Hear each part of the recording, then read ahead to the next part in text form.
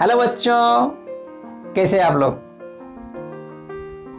आप एक चीज याद रखना, time is the most valuable, most precious thing in this universe. विश्व में समय से ज्यादा बलवान कोई नहीं है। अगर आपको जिंदगी में सक्सेस पाना है तो जरूर आप टाइम का सही इस्तेमाल कीजिए। आप अगर जितने महापुरुष हमारे विश्व में आज तक पैदा हुए हैं, सभी का जीवन को अगर आप देखेंगे तो हर महापुरुष ने इस टाइम का सही इस्तेमाल किया है। They had used this time very sensibly. तो अभी इसी युवावस्था में, यंग एज में, you should use the time very sensibly so that to get the success in life. ठीक है ना। इसी बात से हम आज शुरू करते हैं अपना क्लास स्ट्रक्चर ऑफ एटम। बच्चों, स्ट्रक्चर ऑफ एटम बहुत इंटरेस्टिंग है ना। क्यों? 1800 सदी से पहले बहुत कुछ जो आदमी या महानुभव थे, महान आदमी थे, साइंटिस्ट लोग भी थे, वो सब यूनिवर्स के बारे में सोचते थे ना। यूनिवर्स के बारे में मतलब सूरज, चांद, ग्रह, नक्षत्र, एटसेट्रा एटसेट्रा, है ना। अगर हमारे भारतीय संस्कृति को देखा जाए तो हमारे वेद और जो पुराण है उसमें some spotlight are there about the microscopic aspect the universe.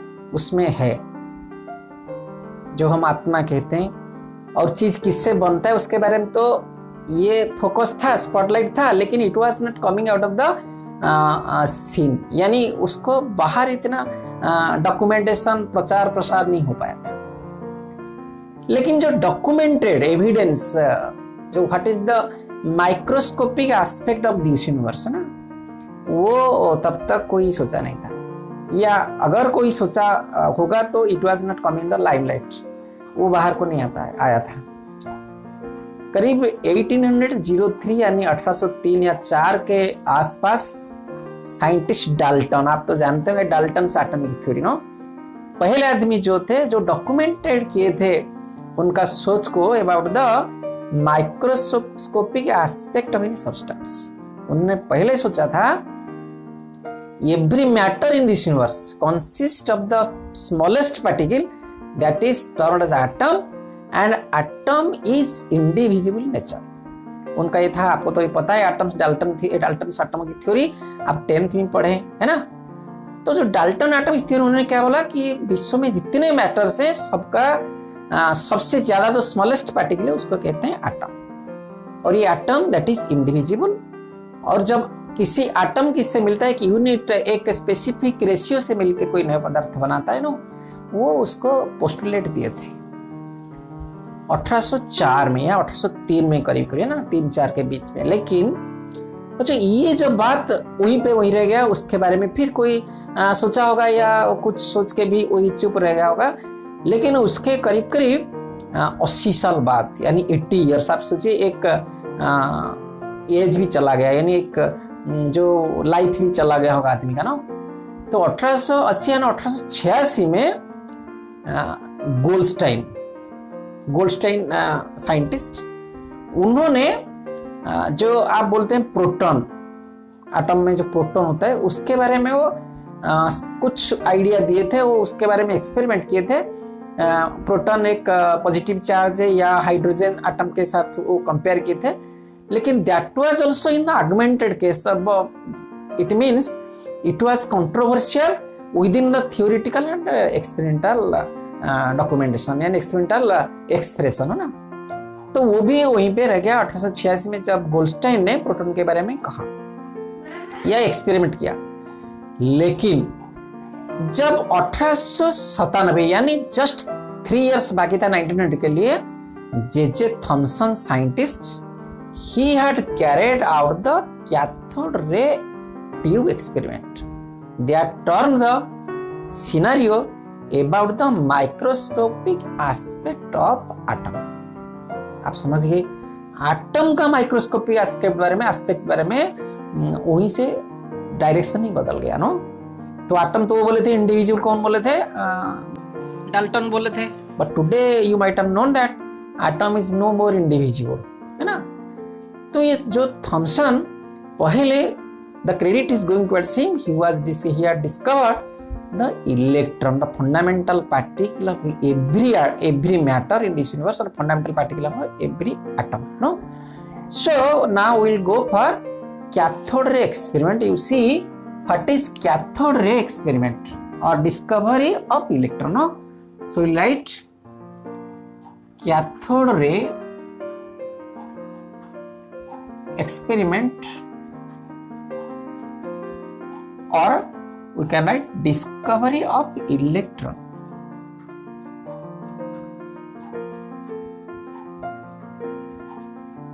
पहले we have to draw the figure, no. ये बिल्कुल आसान फिगर है, you can remember this.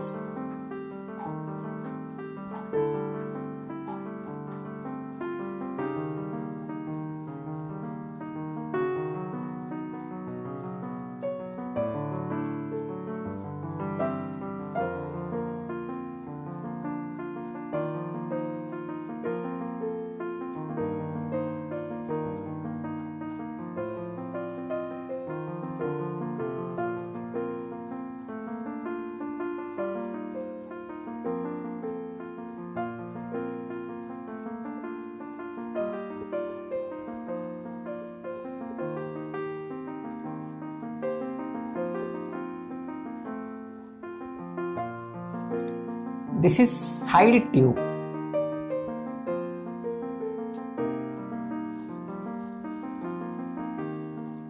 उन्होंने क्या किया, in his experiment he took a glass tube with 30 centimetre length, यानी उसका लंबाई था 30 सेंटीमीटर और डायमीटर अबाउट 4 सेंटीमीटर, समझ रहे हैं आप, डायमीटर 4 सेंटीमीटर था।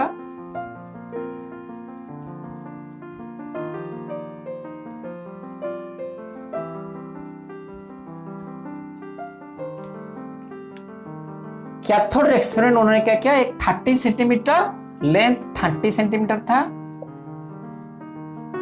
और 4 सेंटीमीटर था डायमीटर, ठीक है। एक ग्लास ट्यूब उन्होंने लिया और that glass tube was fixed with 2 electrodes, one is cathode another is anode, that is made up of a metal. आप समझ गए?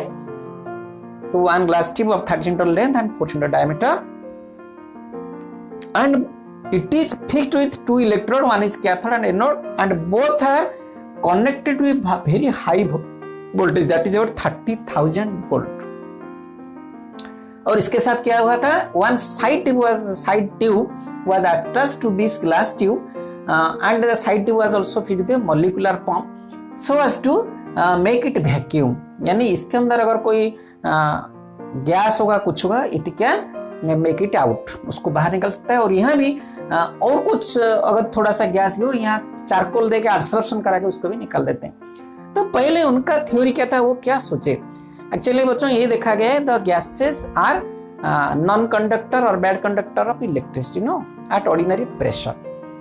अगर प्रेशर कम कर दिया जाए तो गैस कैन कंडक्ट इलेक्ट्रिसिटी, उनको ये पहले पता चला। आप देखेंगे अगर जब बिजली हमारा होता है, ऊपर जब बिजली होता है तो बहुत, that is voltage is very high, so that voltage is coming to as current to the earth, no, झटका लगता है, आदमी बहुत मर जाते हैं। तो यहाँ उन्होंने सोचा अगर दिस ट्यूब में अगर वो बिल्कुल प्रेशर को बहुत कम कर दे, दैट इज 0.003 mm के अगर ले आएंगे इसका प्रेशर, ठीक है ना। अगर इसका प्रेशर इतना ले आते हैं तो क्या होता है ना, गैसेस कैन कंडक्ट इलेक्ट्रिसिटी, यानी कुछ गैस भी इलेक्ट्रिसिटी कंडक्ट करेगा।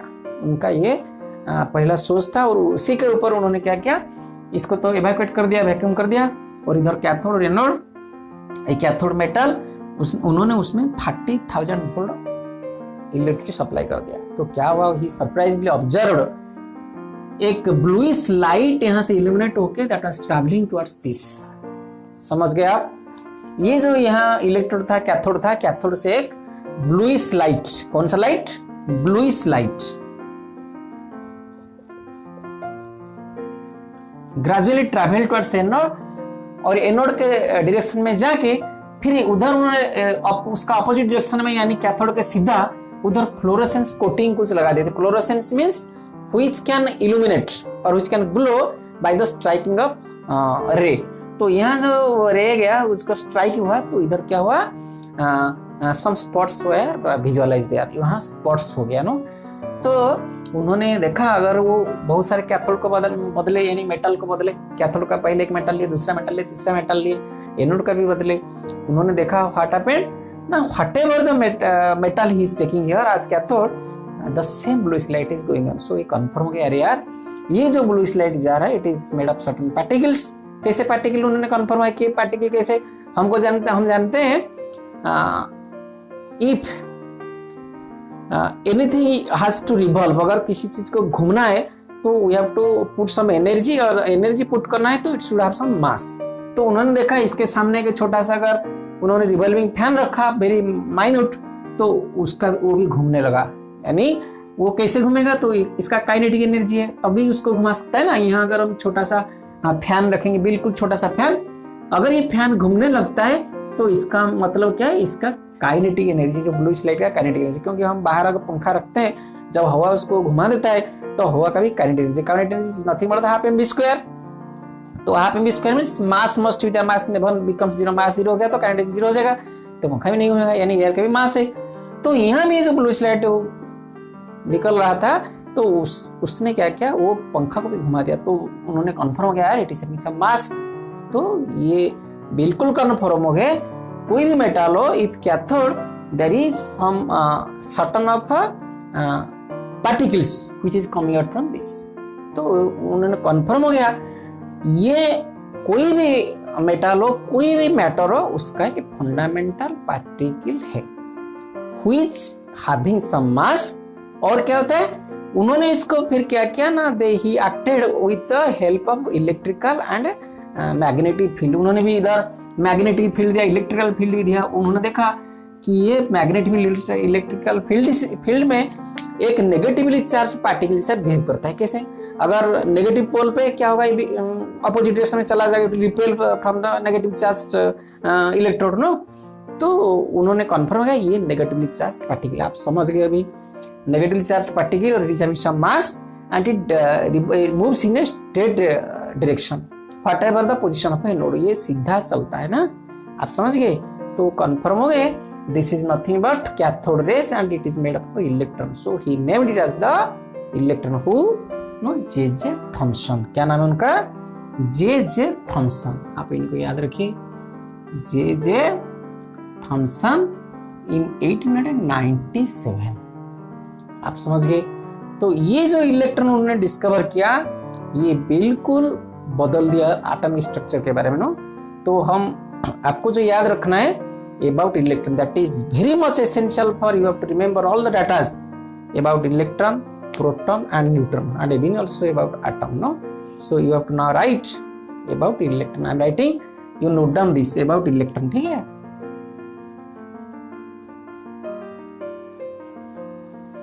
क्या क्या हम लिखेंगे, पहले इसका चार्ज कितना आप लिखिए, charge is equal to -1.602 into 10⁻19 coulomb, ठीक है। वो -1.602 इंटू 10⁻19 कूलम, ठीक है ना। इसका मास कितना है 9.11 इंटू 10⁻31 kg, मास 9.11 इंटू 10⁻31 kg, ठीक है। इसको जे थॉमसन ने निकाला था। इसका specific charge, specific means E/m, यानी charge with respect to its mass. आप याद रखिए, दिस इज इंपॉर्टेंट।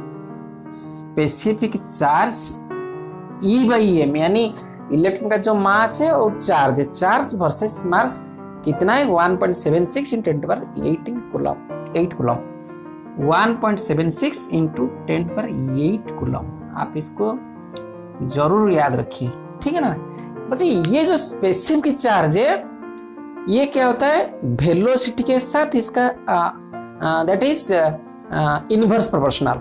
क्या है? We can write here inversely proportional to its velocity. अगर इलेक्ट्रॉन का वेलोसिटी ज्यादा होगा तो स्पेसिफिक चार्ज कम होगा। क्यों? क्योंकि हम जानते हैं इलेक्ट्रॉन का mass is directly proportional to its velocity. ये देखा गया है, अगर इलेक्ट्रॉन का वेलोसिटी बढ़ता जाएगा उसका मास भी बढ़ता जाएगा।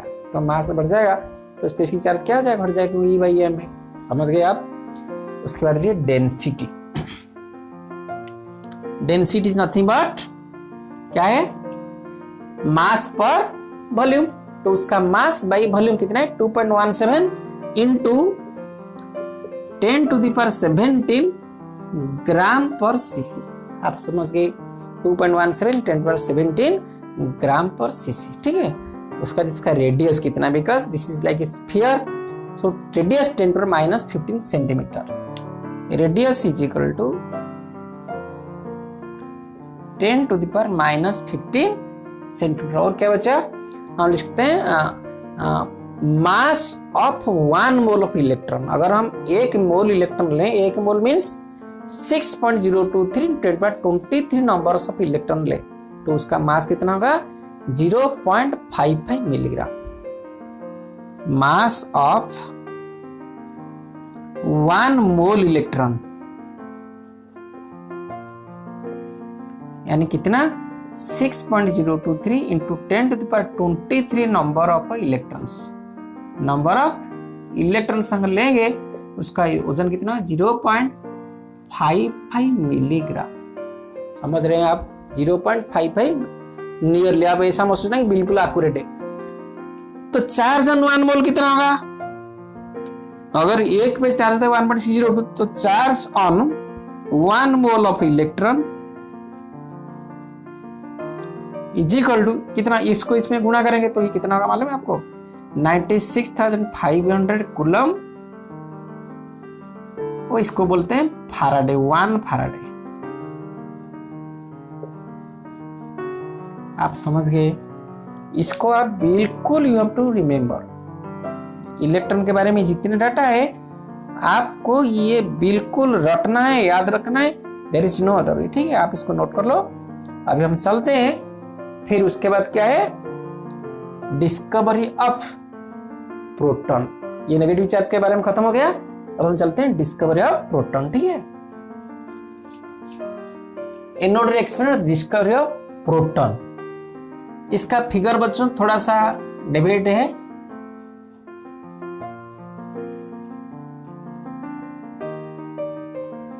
बिल्कुल वही एक्सपेरिमेंट, लेकिन इधर क्या किया उन्होंने? कैथोड में छेद कर दिए। यानी तो उन्होंने देखा इधर से कुछ रेज आ रहा है, इधर से भी कुछ रेज आ रहा है। आप समझ रहे हैं? बैक साइड में भी कुछ रेज आ रहा है। किसका? कैथोड का।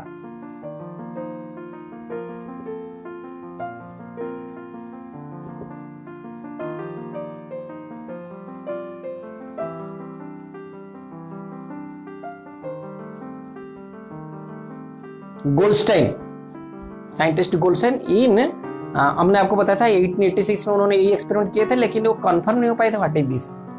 अब 1917 में यानी 1917 को ये बिल्कुल कंफर्म हो गए। This is one of the fundamental particle of an atom and opposite in charge with electron and that is known as he termed as the proton. उन्होंने कैसे किया था? ये बिल्कुल जो इलेक्ट्रॉन कैथोड लिए थे कौन? जे थॉमसन, वही कैथोड ले, लेकिन उनमें क्या हो गया? पोरस कर दी। तो उन्होंने बिल्कुल ऑब्जर्व किया इधर एक जब ब्लू लाइट जा रहा है, इधर भी कुछ रे जा रहा है। और इस रे को उन्होंने भी उसके सामने क्या रखा? वही जो हमने बोला फैन रखा, वो भी घूमने लगा। तो इट इज अ सम मास। और क्या उसका इलेक्ट्रिक मैग्नेटिक फील्ड में भी दिखाया। तो क्या हुआ? It is just acted opposite to the electron. यानी इलेक्ट्रॉन जिस डायरेक्शन में उसका जो रिफ्लेक्शन होता था तो ये बिल्कुल ऑपोजिट हुआ। तो इसका मतलब this is just oppositely charge the electron. वो कन्फर्म हो गया, अरे यार ये भी इलेक्ट्रॉन का ऑपोजिट चार्ज है, यानी ऑपोजिट बिल्कुल है। तो और फिर क्या किया उन्होंने? ये भी जितना है इधर मेटल चेंज किए, जो भी मेटल लिए वो देखे सभी में एक गैस इधर ये इधर निकलता है, रे निकलता है। समझ गए? तो उन्होंने इसका नाम दिया क्या? प्रोटॉन बिल्कुल same, nothing is changed, only changed क्या इनमें, इसमें क्या किया उन्होंने, थोड़ा सा पोरस बना दिया। आप समझ गए। तो in order to explain the discovery of proton was made by, क्या नाम है इनका, हम चाद्विक, जेम्स चाद्विक, यहाँ नाम बदल देंगे हम, जेम्स चाद्विक। इनका था 1886 से 1917, यानी 17 में उन्होंने कंफर्म डिस्कवर किए। तो उन्होंने कंफर्म 1917 में जो उन्होंने किया था, that was nothing but the oppositely charge particle electron, that is known as proton. आप समझ गए। अभी यहाँ पे जो लिखे थे इलेक्ट्रॉन केस में, यहाँ भी वही लिखना है। अभी you have to remember all the information of the proton. आप समझ गए ना इसको, बिल्कुल सेम, कुछ नहीं बदला है, बस बदला है क्या, कैथोड में उन्होंने पोरस करके दिखा, इसके ऑपोजिट डायरेक्शन में भी एक रेज आ रहा है। ठीक है। अब अबाउट प्रोटॉन, इसको आपको याद रखना पड़ेगा।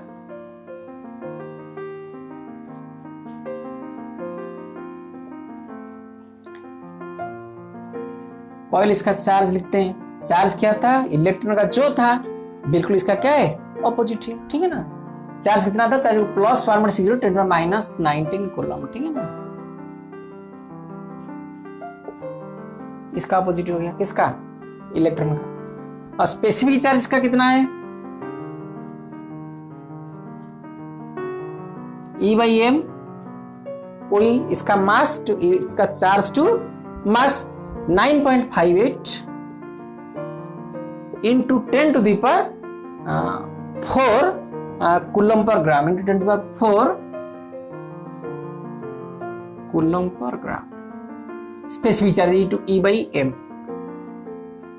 यानी इसका जो चार्ज वर्सेस इसका मास कितना था। ठीक है ना। अब अगर mass of 1 mole of proton हम लेंगे, मास ऑफ, पहले 1 प्रोटॉन लेते हैं, mass of 1 proton, mass of 1 proton कितना होगा, mass of 1 proton is equal to 1.672 into 10 minus 27 KG. आप इसको याद रखिए, 1.672 इंटू 10 माइनस 27 केजी। अगर मास ऑफ 1 मोल प्रोटॉन लेंगे, 1 mole means 6.023 into 10⁻23 numbers proton लेंगे हम, तो कितना होगा, इसको इसमें गुणा करेंगे तो ये कितना होगा आपको पता है, 1.008 gram. Mass of 1 mole proton is equal to 1.008 gram. इसको आपको याद रखना पड़ेगा।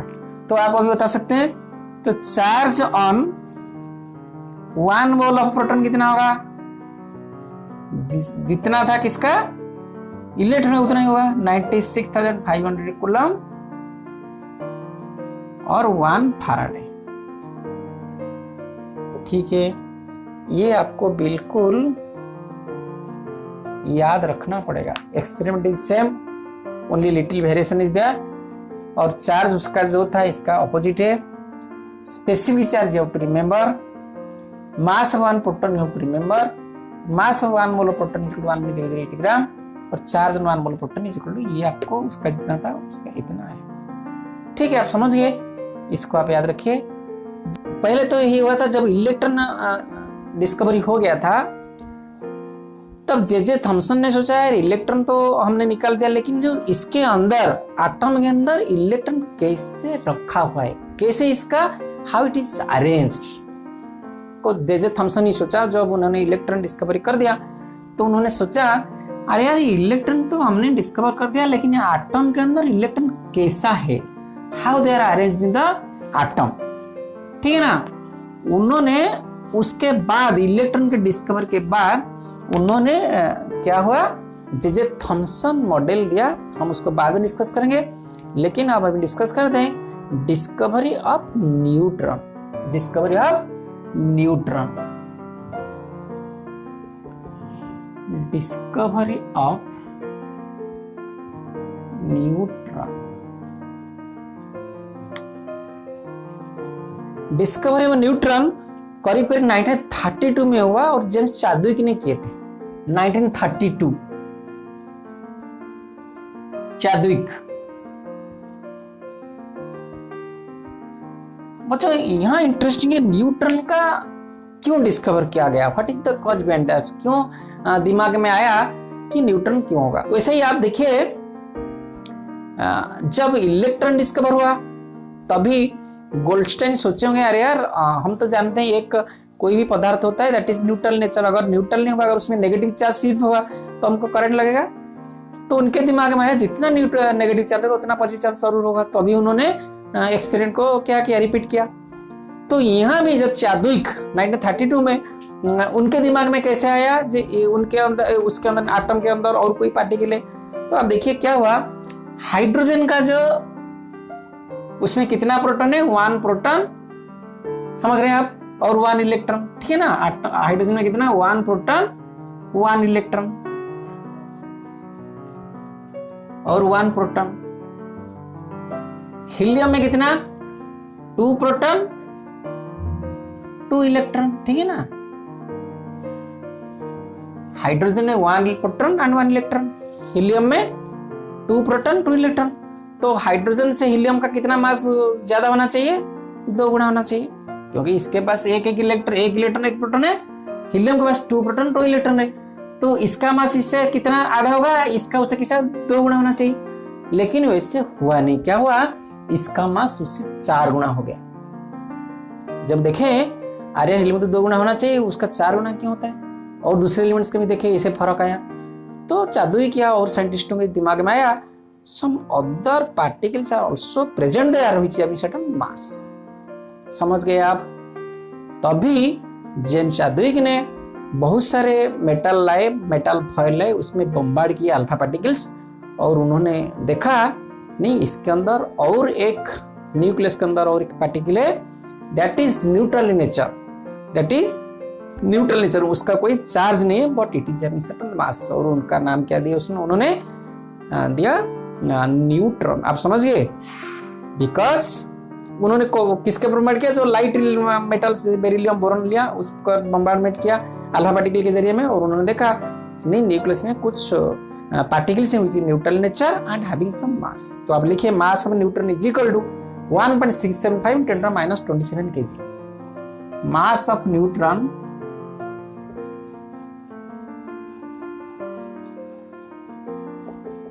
(1.672 × 10⁻27 kg। समझ गए। उसके बाद स्पेसिफिक चार्ज कितना होगा,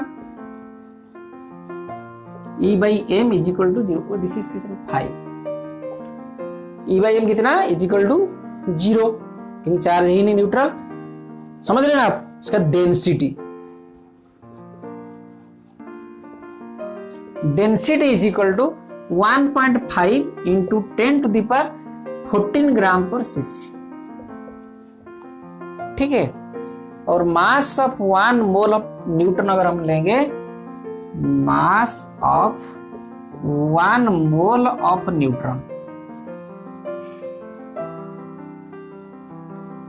दैट इज 1.008 ग्राम। कितना होगा, 1.008 ग्राम, ठीक है।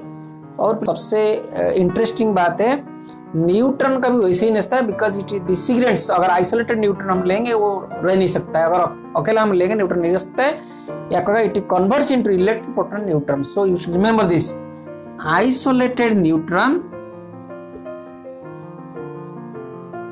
is unstable and disintegrates into electron, proton and neutron। समझ गए। तो ये बच्चों था discovery of electron, proton and neutron. Electron proton मतलब कैथोड एक्सपेरिमेंट, एनोड एक्सपेरिमेंट, और ये था फॉयल के ऊपर बम्बार्डमेंट किया गया था alpha, that is alpha particle ना, जो लाइट मेटल के पर। तो उन्होंने ये सब निकाल दिया जो कि हमको याद रखना है।